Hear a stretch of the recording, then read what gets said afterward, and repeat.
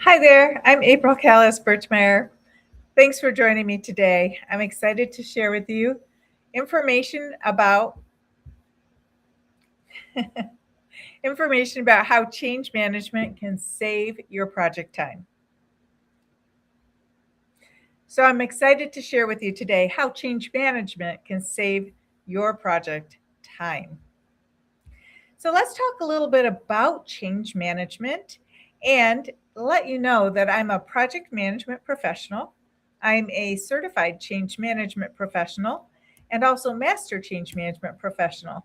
And I want to talk a little bit about what change management actually is. So, project management, as many people know, is when we have a start date and an end date of a project, and we have a project manager who guides the technology and the tasks and processes and pieces that have to happen for that project to become completed, whether that's a go live date, whether it's a completion of a project um, according to the schedule, whatever that is. Now, change management is the people side of that project. It is, how do people understand the project? Do they know what to do? Have they been communicated with about when this project is going to happen, what's going on, and then is this actually underway? I think this is an important piece to recognize that change management delivers the people to the project, meaning that change management helps people adopt the new system, new technology, new information, new process that we have as part of the project. So take a little bit of let's take a moment just to talk about how change management interacts with project management. As a project manager and change manager, I have a good view into both what happens at the project level and what happens for change. And the project management team delivers the project, brings the project to completion, to go live, whatever that end is specified as. That is the project management side. The change management side delivers the people to adopt that project. It has The change management team has communicated with people, stakeholders who are impacted by this change. Now, stakeholders are anybody who's impacted by the change. And so, people who will be using a new system are stakeholders. People who are just going to know about a new system are stakeholders. People who will have some sort of downstream impact from the new system are stakeholders. Working with those stakeholders to ensure that we communicate about the project, the reason for the project, that relevant, relatable story of change for the project, that we've communicated about that, and then making sure that once we've communicated about the project, that we've engaged leaders to also help with the project, that we've told people in advance what's going on, and that we have developed and supported them through training and knowledge transfer and information so people are able to adopt, to choose to use this project. And then finally, last but not least, we have the why. And why is sometimes the piece that's hard on people. They want to know, why do we have to do this? And so addressing that why and ensuring people really get it, really understand why this matters, why we have to change and do this is really important. That why piece is the thing that then drives is the that why piece is what then drives the relevant relatable story of the next iteration of change. Now, this adoption and sustaining the change after go live, well after go live, so that the new change, the new initiative becomes the future state, becomes the current state, becomes our operational go to. That's when we know we have true adoption. When people no longer have to ask, Do I have to do this new thing? But this is just how I work. This is just the way that it is. And when we have reached that point, when it's habit, and when nobody's questioning why are we doing this, then we know we've truly reached full adoption and the change will be sustained. Let's talk a little bit about how project managers can start implementing change management to save time. I think one of the problems that project management professionals run into is that they are very busy with the project and with the technology of the project. They are very busy thinking about the project timeline, the schedule, the scope, the budget, and the technology. And it's easy for them to overlook or forget to think about the stakeholders, the people who will be adopting this change. Yet, if project managers do think about the people who are adopting the change, if project managers do spend some time ensuring that we are, um, ad- in advance communicating about what the change will be like for the end users, if we are advocating for our stakeholders and making sure that um, we will address their needs and help them to adopt this change, then we can save quite a bit of time in our project schedule because we don't have to build in so much support at the end. And we can also save time because we know that we have started to address the biggest question, which is why?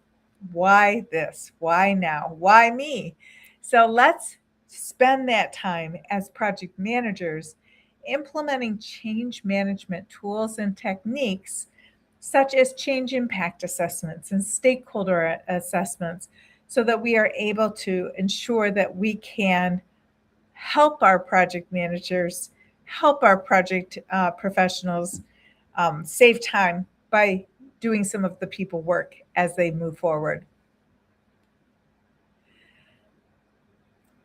I think there's a question sometimes that people ask, and that is whether or not change management should stay separate from project management or if it should be integrated into project management.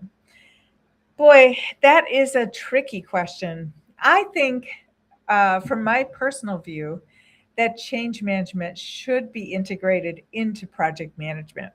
I think that when we have a project manager who's also a change manager, or when we have a change manager who's also a project manager, this can be a terrific integration. We want these two disciplines to come together so that we are both delivering the planned change as well as adopting that change from a human perspective and ensuring that we are communicating about that change because it is important to make sure that we have um, full adoption from those who are working through these changes.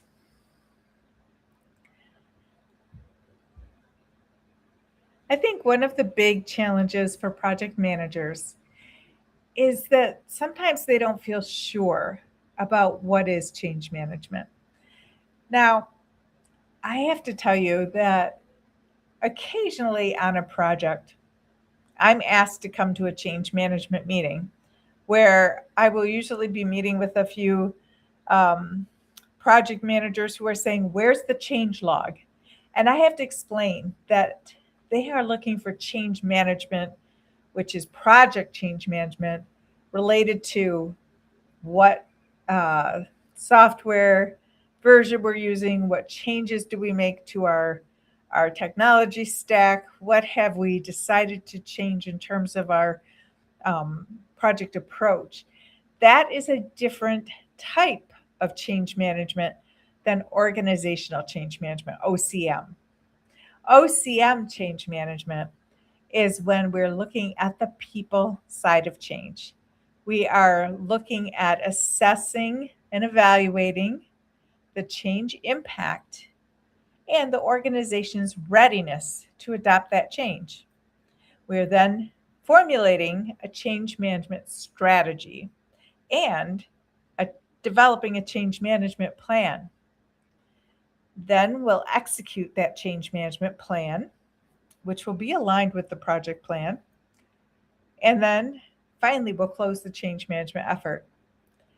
If you think of change management, OCM change management, as the sister discipline to project management, then you can see that these 5 phases overlap. We know that as change management professionals, people need a reason to change. People need to understand why it matters. People need to have advanced communication. 9 to 16 times before the change happens, we have to make sure that people know about the change, that they're ready for the change. We have to ensure that we teach people the knowledge, the skills, give them the ability to be able to perform their jobs in the new system, in the new world. And when we have them learn this knowledge, skills, and abilities, we have to then support them with post go live labs, with post training to ensure post go live training to ensure that people truly are prepared to adopt and then sustain that change. We also need to really focus on any kind of resistance that's coming up. Maybe it's resistance that is driven out of concern, or maybe it's resistance driven out of an part of the organization that wasn't really connected to this change, and now they have just found out about it. We don't want to necessarily label that resistance bad or not good. We want to recognize it for the value that it brings, for the data that we're earning and getting out of this resistance. We want to recognize resistance and evaluate resistance and determine how to deal with resistance, because some resistance is valid and necessary, and it's telling us we're about to make an error or we need to stop and reconsider something. Doesn't mean that we have to stop the entire project, but it does mean we should pay attention. So I think when we have this resistance pop up, especially when we're close to our execution or in execution itself, we pay attention. And then we execute. We deliver the plans that we have chosen to deliver, and we watch the results, we measure the results, and we modify those plans based on what we see. We modify based on what we see. If something is not going well, we have to rework it. If we have a success, great, let's repeat it. But we are modifying the plans based on our execution data, based on the measurements and what we see. And then finally, we close that project so that we are doing a complete transfer of transition from the project team, the change management team, to operations, so that we have a sustainability plan. We know how we're planning to sustain this change. We have a period of go live support, and then we have an approval and a sign off and a release of resources, and the project is done. The change project is completed. Adoption has occurred, and we move on to our next step. Now, maybe that next step is multiple more changes coming our way, which can easily happen. But knowing that we have a process, understanding this process, integrating the change management process with the project management process makes this a much more holistic, much better experience for our stakeholders and our end users and our organizations than if we just are trying to deliver a project without thinking about the people and how this change initiative will impact them. So that's what I wanted to share with you today. If you are a project manager and you want to learn to lead change, please join us for the final cohort of 2026 of our Ready, Set, Change Accelerated Training and Exam Prep. This program begins on September 21st. It's a 3-week and 1-day program, and you will be prepared to lead change effectively In your projects, you will be prepared to support end user adoption, to sustain the change, and to be successful in projects and in the change initiatives that you are charged with leading. So please join us if you're looking to learn more about organizational change management, how you can impact projects and save time and energy, scope, and schedule in your projects. And also join us if you're interested in earning the Certified Change Management Professional certification, the CCMP. This course will qualify you to take the CCMP, and the our Ready Set Change Accelerated Training Exam Prep program will support you in earning your CCMP. We have all our students uh, passing the exams on a regular basis. So we'd love to help you earn your CCMP as well. We'd love to help you pass your exam and to be a more effective and efficient and successful project manager. So thanks for joining me today. I'm happy that we could talk about how project management and change management are integrated together, and most importantly, how project management um, and change management together can truly save your project time. Thanks for joining me today.